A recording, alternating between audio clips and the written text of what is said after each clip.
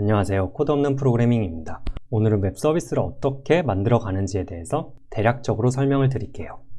우선은 제가 유튜브에 여러 강의나 컨텐츠를 올려가면서 점점 영상이 많아졌죠? 그랬을 때 어떤 걸 먼저 들어야 되는지, 플레이리스트라는 기능이 있지만 플레이리스트는 실제 커리큘럼을 보여주기에는 한계점이 있었어요. 그래서 간단한 웹사이트를 만들었어요. 그래서 이 웹사이트에 오시면은 아직 미완성인 부분도 있는데, 보시면은 커리큘럼이 어느 정도 나와 있기 때문에 여러분들이 이런 커리큘럼에 맞춰서 강의를 하나하나씩 들으실 수가 있을 거예요. 그래서 이러한 기능을 제공해주는 웹사이트는 어떠한 과정을 통해서 만들어지는지 대략적으로 설명을 드리려고 그래요. 참고로 저는 프로페셔널하게 웹 개발을 하는 사람이 아니라 그냥 이러한 기능을 만들기 위해서 이 정도의 과정을 겪었고, 여러분들도 간단한 웹 서비스를 만들 때 어떠한 과정을 거쳐야 되는지 큰 그림을 그리실 수가 있을 거예요. 가장 먼저 프로그램을 해야 되니까 언어를 고르셔야 될 거예요. 웹 서비스를 돌릴 수 있는 어느 정도 인기가 있는 언어에는 자바스크립트가 있고, 자바가 있고, C샵이 있고, 파이썬 정도가 있을 거예요. 다른 언어도 많긴 한데 아마 이 네 가지 언어가 웹 서비스를 돌리는데 가장 많이 사용되는 언어일 거예요. 뭐가 더 좋고 뭐가 더 나쁜 언어는 없어요. 그냥 여러분들이 가장 편한 언어를 사용을 하시면 돼요. 그 다음에 언어를 결정하시고 나서는 언어에 맞는 웹 프레임워크들이 있어요. 자바스크립트 같은 경우에는 노드.js가 있을 거고, 자바 같은 경우에는 스프링, C샵에는 .NET ASP, 파이썬에는 장고 정도가 있을 거예요. 그러면 이제 웹 프레임워크와 언어를 고르셨으면은 두 번째로는 데이터베이스를 골라야 될 경우가 있을 거예요.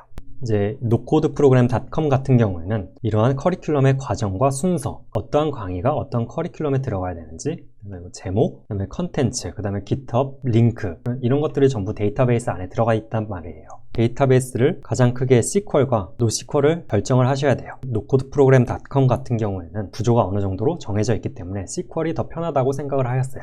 SQL에는 또 여러 가지 데이터베이스들이 있겠죠. SQLite, MariaDB, MySQL 이런 것들을 선택을 하시면 되는데, 트래픽이 엄청 많지 않은 이상은 SQLite 정도로도 충분을 하실 거예요. 데이터베이스를 정하고 나서는 세 번째, 개발 환경을 설정을 하시면 돼요. 디벨롭먼트 혹은 디플로이먼트 인바이러먼트를 정해 주시는 게 더 편해요. 저 같은 경우는 이것들을 컨테이너로 만들어서 다커를 활용을 했는데요. 직접 개발을 할 때는 이런 디벨롭먼트 환경에서 개발을 하다가 서버에 올릴 때 이 디플로이 환경을 활용해 가지고 직접 클라우드의 서버에 올리면 상당히 편하게 웹 서비스를 디플로이를 할 수가 있어요. 그러면 이제 언어, 데이터베이스, 그리고 환경이 끝났으면 실제 개발에 들어가시면 돼요. 그러면 코딩을 말을 하는 거죠. 그런데 여기서 저는 프론트엔드 사이드로 잡 익스피리언스를 가지고 있지 않기 때문에 HTML, CSS, 자바스크립트 쪽은 잘 하지를 못해요. HTML 같은 경우는 이런 웹 프레임워크들이 그들만의 뷰 모델 아니면 모델 뷰 모델을 통해서 HTML 템플릿을 만들어낼 수가 있어요. 그렇기 때문에 HTML은 제가 직접 손을 볼 일은 별로 없어요. 문제는 CSS 혹은 자바스크립트가 되는데, 제가 처음부터 이거를 만들어낼 수 없기 때문에 저는 외부 프레임워크에 힘을 빌렸는데요. 저 같은 경우는 Materialize CSS를 활용을 하였어요. Materialize CSS를 활용을 하게 되면 괜찮아 보이는 웹페이지를 만들 수 있기 때문에 사용을 하였고요. 이런 디자인이 마음에 안 드신다면 다른 프레임워크를 찾으셔도 될 거예요. 그렇게 해서 CSS와 자바스크립트 부분은 끝났고 실제 개발이 끝났잖아요. 그러면은 그 다음에 생각을 하시면 되는 게, 이제 서버를 생각을 하시면 돼요. 가로 열고 클라우드라고 말을 할 수가 있겠죠. 클라우드를 보시면은 아마존 웹 서비스와 에이저 정도가 있을 거예요. 저는 아마존 웹 서비스를 사용을 하였는데요. 그 이유는 그냥 단순히 사람들이 가장 많이 사용을 하기 때문이에요. 아마존 웹 서비스를 딱 들어오시면은 서비스들이 너무 많기 때문에 뭘 사용을 해야 될지 모르실 거예요. 우리에게 필요한 거는 컴퓨팅 시스템과 디벨로퍼 툴, 그 다음에 데이터베이스가 따로 필요하다면 데이터베이스 정도가 필요하겠죠. 그 다음에 필요한 것들이 상당히 많긴 한데, 이거를 전부 읽고 선택을 하는데도 상당한 많은 시간들이 필요할 거예요. 그랬을 때는 그냥 유튜브에 들어가셔서 AWS 치시고 아마존 웹 서비스 채널이 있어요. 아키텍처에 대해서 설명한 동영상들이 상당히 많아요. 그런 것들을 한 10개 정도 보시면은 제가 어떠한 서비스가 필요할 때 어떠한 기능을 가져다가 쓰면 되겠다 정도의 감이 오실 거예요. 사실은 이런 클라우드 쪽에서 가장 장벽을 많이 느끼실 거예요. 왜냐하면 알아야 될 것도 많고 보안 쪽에도 어느 정도 신경을 쓰셔야 돼요. 어렵다라기보다는 알아야 될 게 많은 거지, 문서를 하나하나 읽다 보면은 이해가 되실 거예요. 그럼 여기서 이제 디플로이 문제가 나오는데요. 사실은 클라우드 서비스에서 여러 가지 언어나 프레임워크에 맞게 디플로이 환경도 제공을 해줘요. 제 개인적으로는 여기 만들어놨던 디플로이 환경이 있잖아요. 그러면 이거를 그냥 그대로 가져다가 웹서버 디플로이 환경으로 쓰는 게 가장 확실한 방법이었어요. 그런데 이거는 그냥 저의 이야기일 뿐이지 각 환경에 맞춰서 디플로이를 하시면 되고요. 그러면은 웹서버에서 또 한 번 하셔야 될 게 트래픽 테스트가 있어요.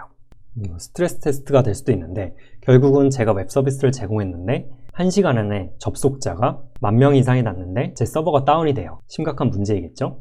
로드 밸런스가 필요하다면 어떤 로드 밸런스를 할지, 어느 정도로 비싸고 좋은 컴퓨팅 파워가 필요한지 정도를 테스트를 하실 수가 있을 거예요.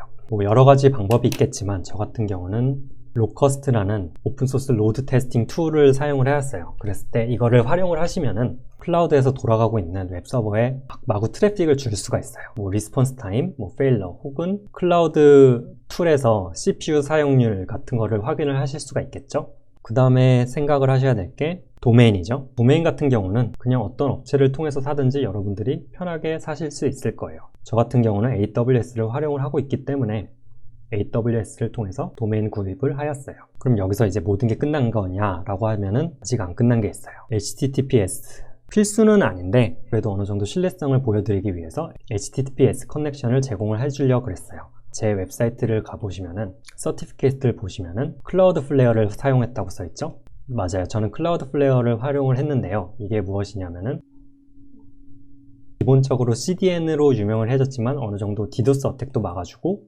파이어월도 만들어주고 되게 좋아요. 그래서 여기서 제공해주는 서비스 중에 하나가 Shared SSL이라는 게 있어요.